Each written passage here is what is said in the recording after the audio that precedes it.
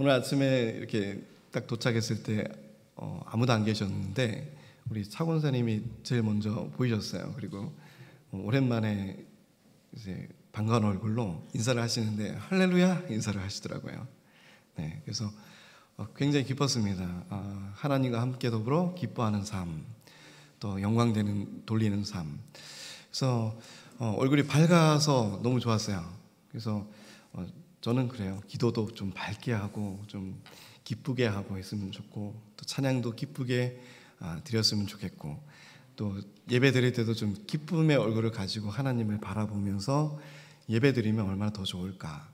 물론 우리가 오늘 말씀처럼 기도원의 병사들처럼 비록 피곤하고 지치지만 끝까지 추격하여라고 하는 그 말씀처럼 우리의 삶이 피곤할지라도, 또 우리 광야 같은 또 전쟁 같은 삶이 우리 앞에 날마다 닥치더라도 우리가 끝까지 하나님을 의지하고 추격하는 삶, 끝까지 도전하는 삶, 끝까지 인내하고 참는, 견디는 삶을 하나님과 더불어 한다면 우리 안에서 정말 우리 얼굴에 또 우리 인생에 참 행복과 기쁨이 있을 줄 믿습니다. 오늘 인생 우리 피곤하지만 하나님의 말씀의 능력으로 또 성령의 역사로 다시금 힘 입으시고 또 오늘 하루도 힘차게 하나님의 말씀을 의지하며 살아가는 우리 모두가 되었으면 좋겠습니다. 전쟁 중에 가장 슬픈 전쟁은 우리 민족이 겪은 전쟁인 것 같아요. 형제들 간의 전쟁, 같은 민족 간의 전쟁, 다른 나라와 일본과 중국과의 전쟁이 아니라 우리 같은 혈육을 나눈 같은 형제 간의 전쟁이 어찌 보면 가장 슬픈 전쟁입니다. 그래서 우리가 역사적으로 표현할 때 비극의 역사라고 표현하시죠. 남과 북이 갈라지고 형제가 서로 연합되지 않고 만날 수 없는 그런 전쟁을 치른 것이 바로 멀리 있는 것이 아닙니다. 바로 우리 민족이었어요. 이런 전쟁의 비극과 슬픔을 우리는 너무나 잘 알고 있습니다. 그리고 우리 어르신 세대는 또 경험하셨고 또 그것이 삶에 전해지지만 요즘의 세대들은 그 전쟁의 비극과 슬픔을 알지 못해요. 그리고 미디어를 통해서 많은 다른 나라의 전쟁의 소식을 듣고는 있지만 우리가 그것을 겪지 않고 그냥 눈으로 바라보고 미디어를 통한 제3자의 눈으로 바라보고 있기 때문에 그 전쟁의 비극과 슬픔을 우리가 몸소 알지는 못합니다. 그래서 전쟁에 대해서 이렇게 생각해 보니 참 형제간에 서로가 칼을 두르고 총을 겨누는 그런 상황이 있을 때 얼마나 그 모습을 바라보는 아버지의 세대는 얼마나 많은 고통이 있을까라고 하는 거예요. 그래서 오늘 기드온이 므낫세 지파입니다. 므낫세 지파고 요단강 서쪽에 거주하는 므낫세의 반 지파였어요. 그래서 므낫세 지파는 요단강을 중심으로 해서 서쪽과 동쪽으로 이렇게 반이 나누어져 있습니다. 그래서 강을 쉽게 얘기하면 한 강을 해서 강북과 강남이 나누어지듯이 므낫세 지파도 요단강을 서쪽 동편으로 해서 지금 기드온은 므낫세의 서쪽 지파에 므낫세 반지파에 속해 있는 그러한 사사였어요. 그래서 이 므낫세와 또 이 형제지간이 바로 이 에브라임 지파입니다. 그래서 여러분들 저번 주에 말씀을 전했듯이 이 기드온이 에브라임 각 처소에다가 사람들을 보내어서 전쟁에 동참하기를 요구하고 마지막 그 전쟁의 순간에 에브라임 지파들이 참여를 해서 여러분들 7장 25절의 말씀처럼 스엡과 오렙이라고 하는 이 왕들을 사로잡아서 처형하게 되죠. 처형해서 기드온에게 데려오는 그러한 전쟁의 공로를 이루게 됩니다. 그런데 오늘 우리가 말씀을 읽었듯이 8장 1절에 보시면 에브라임 사람들이 기드온에게 이르되 내가 미디안과 싸우러 갈 때 우리를 부르지 아니하였으니 우리를 이같이 대접함은 어찌 됨이냐고 그와 크게 다투는지라라고 하고 있어요. 지금의 상황은 형제들과 전쟁하고 다툼을 일으켜야 될, 분란을 일으켜야 될 상황이 아니에요. 우리는 전쟁이 지금 하나님의 전쟁을 하고 있는 거예요. 하나님이 승리를 확신한 그 전쟁에 임하고 다 같이 힘을 합쳐서 하나가 되어서 이루어져 나가야 될 그 전쟁의 순간에 이 에브라임 지파는 지금 분란을 일으키고자 하고 있어요. 그래서 오늘 이 미디안의 이 전쟁에 왜 처음부터 우리를 부르지 아니해서 나중에 이렇게 불러서 전쟁에 임하게 하느냐라고 하는 그러한 의도로 기드온에게 말하고 있습니다. 근데 보세요. 우리가 이 하나님의 전쟁에 임했을 때 많은 지파들을 소집하고 불렀습니다. 그런데 기드온이 특히 에브라임은 부르지 않았어요. 저는 왜 부르지 않았을까? 곰곰이 생각해 보니 야곱의 축복에 있을 때 요셉이 이 두 아들을 데리고 와서 축복해달라고 했을 때 야곱이 이 장자인 므낫세에게 오른손을 얹은 것이 아니라 차자인 둘째 아들이었던 에브라임에게 오른손을 엇갈려서 축복을 하는 것을 볼 수가 있어요. 그래서 이 요셉이 그러지 마십시오 아버님, 장자인 므낫세에게 오른손을 축복해 주소 했지만 야곱은 손을 엇갈려서 축복을 했습니다. 그래서 이 차자인 에브라임이 더 많은 축복권을 가지고 이 에브라임 지파가 더 강성하고 인구도 많고 더 힘이 있는 지파로 성장했었어요. 그러니까 저희는 그런 거예요. 형제들 간에 누군가 잘 되면 좋잖아요.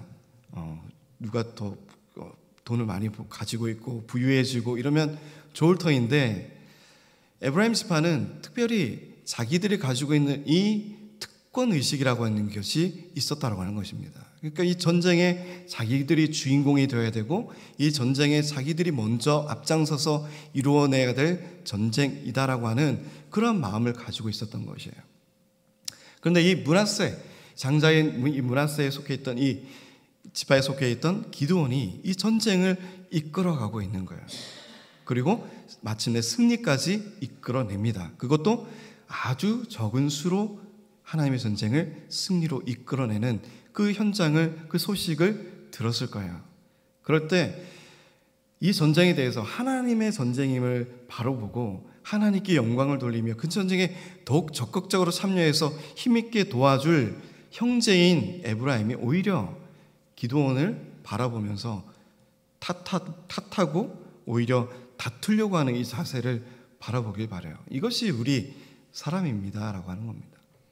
우리 형제들 간에 얼마나 우애 있게 화해하면서 평안히 지내면 얼마나 좋겠어요.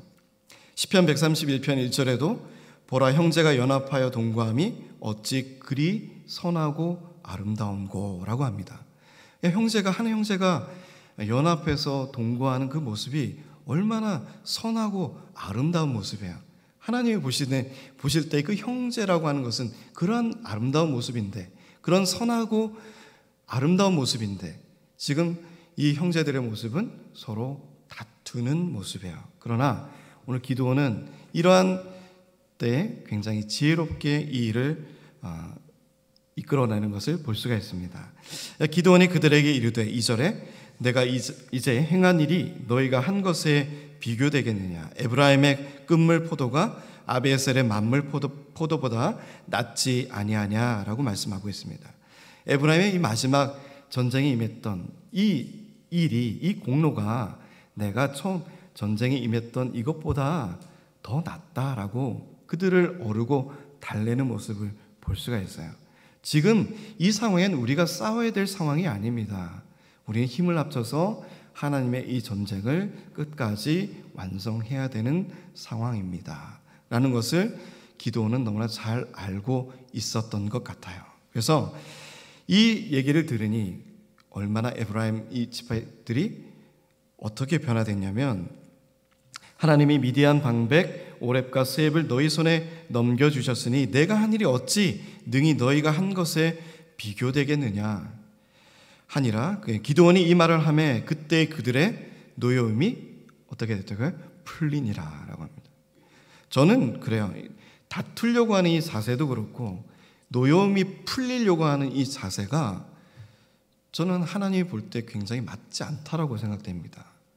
그러니까 이 전쟁은 하나님이 주도적으로 이끌어내는 전쟁이고 하나님께서 완전하게 이루어 주시는 전쟁인데, 이 전쟁의 승리와 공로를 마치 내가 참여함으로 인해서 마지막 승리를 이끌어냈고 이 두 왕들을 잡아서 죽인 이 공로도 내가 한 것이다 라고 하는 것이 되어버려지는 과정이에요. 그래서 저는 이 기도원을 쭉 말씀을 묵상하면서 보니 하나님의 전쟁, 이 거룩한 전쟁이 점점 나의 전쟁이 되고 또 다른 이웃의 전쟁이 되어서 그 공로가 하나님께로 돌려지는 것이 아니라 하나님의 영광이 나타내 드리는 것이 아니라 내 영광이 되어지고 다른 지파의 영광으로 변질되어져 가는 그런 전쟁의 결과를 바라보게 된다는 것이었어요. 그래서 우리가 하나님의 말씀을 듣고 하나님의 말씀대로 살아가고자 하는 이 믿음의 신앙의 길을 걸어가고 있을 때 우리 항상 이 말씀을 기억해야 됩니다. 하나님이 왜 우리를 지으셨을까? 하나님이 왜 우리를 만들으셨을까? 하나님이 우리를 만든 목적이 무엇일까? 대우리 문답 1문에 보면 이렇게 말씀이 기록이 되어 있습니다. 사람의 첫째 되는 목적이 무엇인가요? 사람을 지으신 하나님의 목적이 무엇인가요? 사람의 첫째 되는 목적은 하나님을 영화롭게 하는 것, 또 하나님을 영원토록 하나님을 온전히 즐거워하는 것입니다 라고 하는 것입니다. 하나님과 더불어 영원토록 즐거워하는 것, 그리고 하나님께 영광을 돌리는 삶, 그것이 우리 지은 바 목적인데 오늘 이 하나님의 거룩한 전쟁의 이외에는 이 지파들의 모습을 보면 자신들의 이익과 자신들의 영광과 자신들의 즐거움과 자기의 것에 얽매여 있는 것을 볼 수가 있다는 거예요. 자신의 특권의식, 내가 다른 지파보다 더 월등하고 훌륭한 지파임을 가지고 있는 그런 특권의식, 그것을 가지고 전쟁이 임했고 또 그것을 챙겨주지 않으니 서운함이 들었고 불편한 마음이 내 안에서 생겼던 거예요. 우리가 하나님 중심으로 살아가는 사람들은 이러한 불편함이 철저하게 제거될 줄 믿습니다. 하나님 안에서 주시는 이 평안과 기쁨을 통해서 형제들과 연합되고 그 동거함을 통하여 나타나는 선하고 아름다운 모습이 우리 안에 나타나야 되지, 내가 가지고 특권의식으로 주의 일을 일하려고 하고 내가 가지고 있는 내 지식과 내 열정을 가지고 일하다 보면 이런 다툼과 분란이 생겨지게 되는 거예요. 그러나 그때 우리가 이 분란과 이 다툼을 해결할 수 있는 방법은 한쪽이 겸손해지는 것입니다. 한쪽이 온유해지는 것이에요. 그것은 뭐냐? 예수님처럼 되는 거예요. 예수님과 같이 그 모든 상황을 온유와 겸손으로 나를 내려놓고 상대방을 존귀하게 올려놓으면 싸울 일이 없는 거예요. 그런데 너 잘났네, 내 잘났네 라고 하면 그때부터 싸움이 생기는 거예요. 만약에 지금 기드온이 너희가 한 것이 뭐냐? 300명 군사가 다 모일 때까지 에브라임 지파 너희들은 뭐 했냐? 라고 따지고 물었으면 분명히 다툼과 분란이 생기고 오히려 칼싸움도 일어날 수 있을 거예요. 이런 형제지간이었던 에브라임과 므낫세 지파의 이 지파 속에서도 그런 일들이 일어날 수 있다는 것을 우리가 예상할 수도 있습니다. 그러나 기드온은 내려놓았어요. 그들을 더 존귀의 자리로 올려놓았어요. 그것이 예수님의 마음입니다. 그것이 우리 형제들의 마음이에요. 예수 그리스도의 피로 한 형제된 우리가 가져야 될 마음입니다. 항상 나를 낮은 곳으로 낮추는 것, 그리고 내가 무릎을 꿇고 상대방의 발을 씻겨주는 것, 그것이 온유와 겸손의 주님을 따라가는 믿음의 성도의 삶인 줄 믿습니다. 4절에 보시면 기드온과 그와 함께 앉아 300명이 요단강에 이르러 건너고 비록 피곤하나 추격하며 라고 했어요. 그래서 보시면 300명에 한 명도 어떻게 보면 그 많은 적군의 수가 죽었음에도 불구하고 기드온과 그 300명은 오늘 말씀처럼 그대로 300명이에요. 그러니까 이 전쟁에 사람의 힘이 물론 들어갔겠지만 그 전쟁의 중심에 진정한 승리를 이끌어내시고 전쟁을 승리로 완전하게 이끌어내신 분이 누구시다? 하나님이시다는 거예요. 하나님이 이끌어낸 전쟁은 완전한 승리입니다.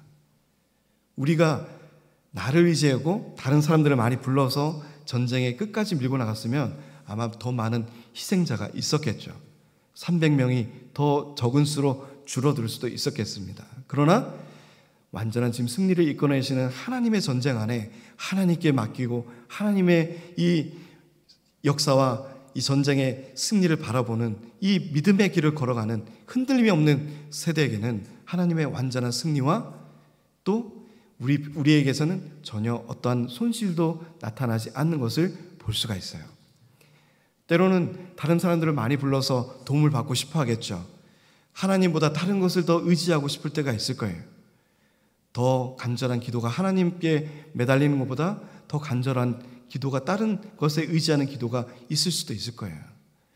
그럼 오늘 이 기도원에 남은 300 용사들처럼 하나님은 이 기도원을 큰 용사로 점점 더 완성되게 하시고 하나님의 말씀을 끝까지 실현시켜 주시면서 그 전쟁의 승리를 완전하게 보여주고 계십니다.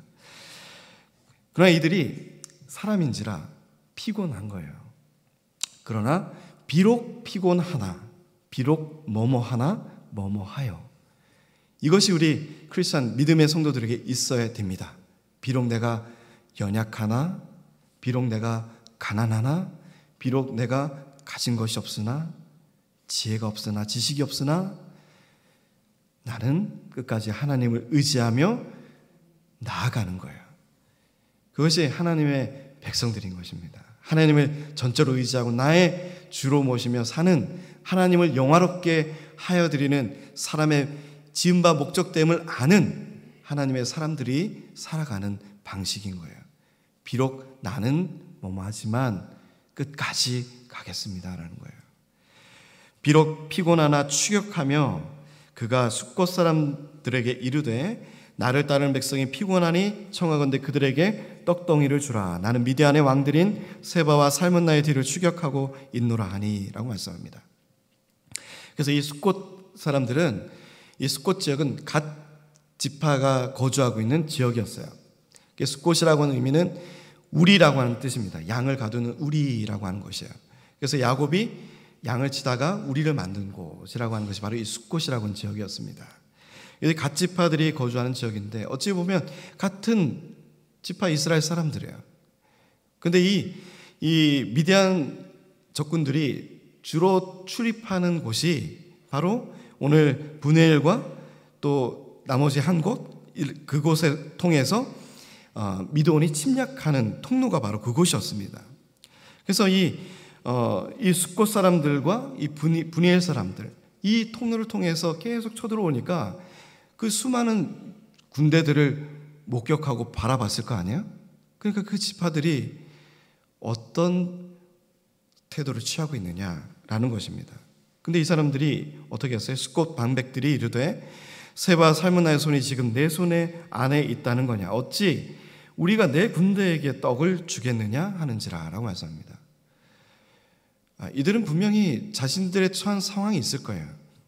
물론 대의를 따르고 많은 군대를 보면서 두려워할 수 있을 것이고 또 자신들의 지파를 지켜내야 될 그 방백들의 의무도 있을 것이고 그러니까 어떤 전쟁에 쉽게 참여할 수도 없는 어떻게 전쟁에 참여하게 되면 그 많은 군대로 인해서 자신들의 지파가 다 전멸당할 수 있는 상황이니 여러 상황을 살펴야 되는 상황일 수도 있을 것이에요.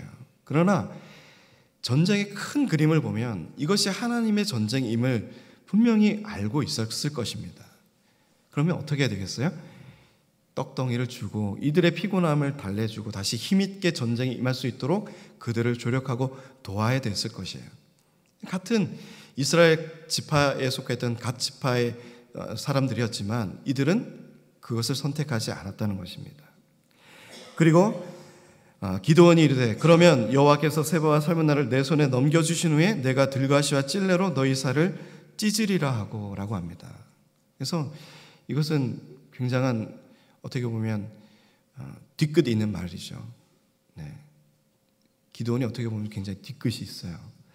그러니까 하나님의 전쟁에 충실하게 임하고 있는 300용사들의 이 피곤함과 또 육신의 이 피곤함을 넘어서서 하나님의 전쟁을 끝까지 이뤄내려고 하는 이 기드온의 강한 의지가 있음에도 불구하고 이 지역 사람들은 이 숫곳과 이 브니엘의 이 지역의 사람들은 그를 전적으로 도우지 못했다는 거예요. 하나님의 완전한 전쟁을 바라보지 못했다는 것입니다. 그러니까 이런 영적인 어둠에 처해 있다면 우리가 진정한 승리가 무엇인지, 하나님이 이끌어내는 승리가 우리 삶 속에 나타나는 것이 무엇인지를 바라보지 못한다는 거예요. 그래서 거기서 분회를 올라가서 그들에게도 그같이 구한즉, 분회의 사람들도 그 대답도 숫곳 사람들의 대답과 마찬가지였다는 것입니다.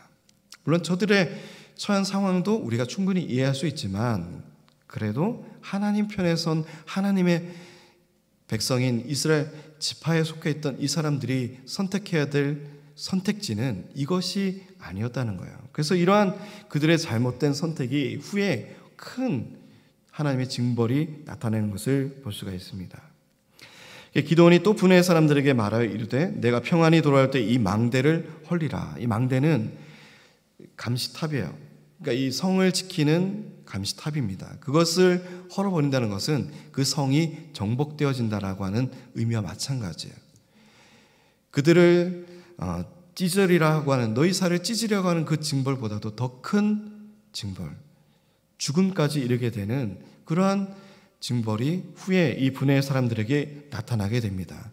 그래서 이때 세브나와 사분나가 10절에 갈굴에 있는데 동방 사람의 모든 군대 중에 칼든 자 12만 명이 죽었고 그 남은 15,000명가량은 그들을 따라와서 거기에 있더라. 어떻게 보면 이 세바와 살무나는 다시 이 전력들을 모아서 다시 전쟁을 일으키려고 하는 그 준비하는 단계에 있을 수도 있어요. 그러나 이스라엘 백성들은 기드온과 300용사가 끝까지 이들을 추적하고 쫓아가는 것을 볼 수가 있습니다. 아직도 병사의 수로 보면은 굉장히 열세인 것이 이스라엘 쪽인 거예요.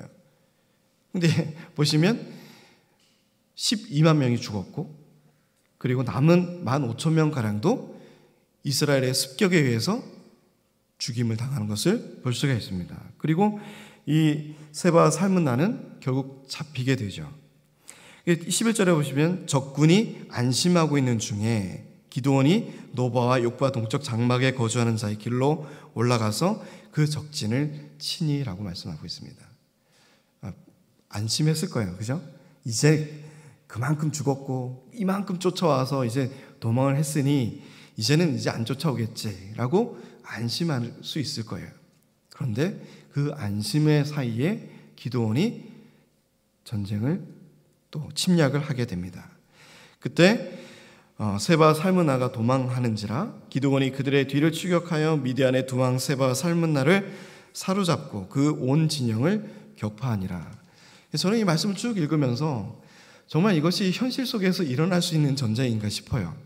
정말 많은 이 15,000명의 이 군대와 300명의 이 사람들과 운동장에서 만났다고 생각해 보십시오. 싸워서 이길 수 있겠어요? 지금도 이길 수 없는 그러한 수적인 열세에 처해 있음에도 불구하고 하나님이 끝까지 이 전쟁의 승리를 약속하신 하나님이기에 이 전쟁의 끝을 끝까지 승리로 가져가고 계신 것을 볼 수가 있어요. 하나님은 약속을 어기지 않으십니다. 그리고 기드온에게 큰 용사라고 말씀했던 그 말씀의 언약을 실현시켜 주고 계세요. 그 작은 자 므낫세 반지파에 속해 있던 기드온이지만 하나님이 그를 붙들고 쓰실 때 포도 틀에서 타작을 하던 그 두려움에 차 있던 숨어 지내던 기드온이지만 하나님께 붙들리고 하나님의 이적을 바라보고 하나님의 약속을 실현되는 것을 바라보면서 큰 용사로 변화되는 기드온을 바라볼 수가 있습니다. 15,000명도 이제 두려운 존재가 아니에요. 하나님의 전쟁이 임할 때 하나님이 역사하시면 그 전쟁이 어떻게 이루어진가를 체험을 통해서 삶을 통해서 하나님의 역사를 바라보고 느끼다 보니 두려움이 사라진 거예요. 하나님의 역사가 우리의 삶 속에 임할 때 하나님의 임재가 나타나며 하나님의 능력이 우리 삶 속에서 나타날 때 우리는 세상의 두려움이 사라집니다. 죽음도 슬픔도 가진 것이 없어도 두렵지가 않아요. 하나님이 나와 함께 계시면 내가 아무것도 없어도 가진 것이고 내가 병들어도 슬퍼도 하나님이 함께 계시면 강건하며 기쁨인 것이에요. 그것이 사도 바울이 끝까지 그 사역을 감당할 수 있는 믿음의 길을 걸어가는 힘이었습니다. 하나님이 나와 함께 계신 것, 예수님이 나와 함께 동행하고 계신 것. 예수님을 직접 만나지 못했지만, 그분을 보지 못했지만 그분의 음성을 들었고 그분이 나와 함께 하시고 성령님이 나와 함께 하신 것을 체험을 통해서 아니, 어떠한 매맞음도, 어떠한 돌에 맞고 죽을 사경에 헤매는 그 과정 가운데서도 그것을 묵묵히 밟고 올라서서 하나님의 영광을 바라보며 끝까지 복음을 전하는 사울의 그 믿음, 그 힘이 바로 하나님을 붙들고 있기 때문이에요. 하나님은 지금도 우리를 강하게 붙들고 계십니다. 기도원과 같이 연약한 존재들이지만 큰 용사로 여기시고 우리를 바라보고 계세요. 가진 것이 없고 두려움에 처해서 숨어 지내는 우리지만 우리를 이끌어내시고 붙들고 하나님의 전쟁에 임하게 하시는 분이 하나님이십니다. 그리고 그 승리가 완성되어지고 그 승리의 깃발을 꽂고 계시고 앞으로 전진하라, 가라라고 하시는 분이 바로 우리 하나님이세요.